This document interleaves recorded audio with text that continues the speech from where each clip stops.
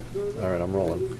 Hi, everybody. George Chamberlin here in our remote bunker, doing our report for you, watching your dollars on this Friday morning. Here it is, the 9th of September. I hope everybody has recovered from the power outage and maybe got some good out of it. I certainly did. It was, for me, I was planning to be at home when the power went out.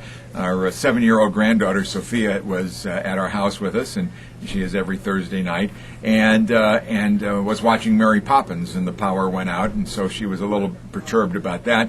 But then we kind of started doing some other stuff, getting the house ready for no power, putting out candles, getting them ready. We went outside as it got darker and sat on a swing, and she and I just chatted and told stories, and then started looking for the Little Dipper and the Big Dipper and stuff like that. And, you know, it was a neat evening in its own ways, and I know for a lot of people it was a terrible inconvenience, but that's just the way it is. I'm still amazed at and in awe of the ability to get things up and running again in such short order. I was kind of girding for maybe a day or two without any power, so it's good to see things for the most part back to normal. One thing that is not back to normal is the events of September 11th, 2001. 10 years later, as we will certainly be talking about on my program, Money Matters, this coming Sunday from 11 till 1.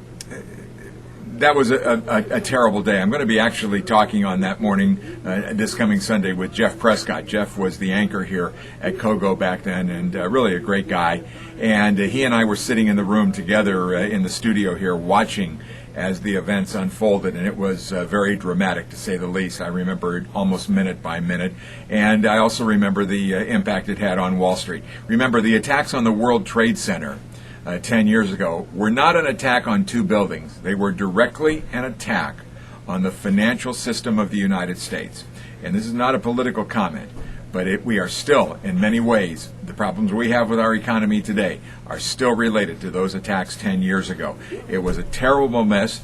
President Bush had to deal with not only an emotional crisis, a physical crisis, but a financial crisis as well. And doing some of the things that he did as president at that time to try to stabilize the economy, because it stopped on September 11th all across the country. The economy stopped. And he had the terrible task of trying to get that economy moving again.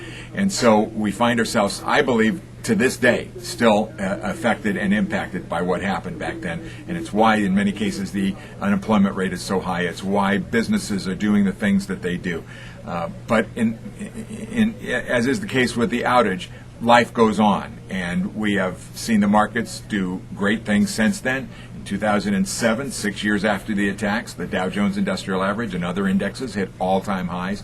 And, of course, we've been volatile ever since then. But it is something that we have to always remember. We can never forget. I will never forget till the day I die the images of what happened on September 11th, 2001. And I hope everyone else carries those images with them as well. We need to remember. Watching your dollars, I'm George Chamberlain. Have a good one.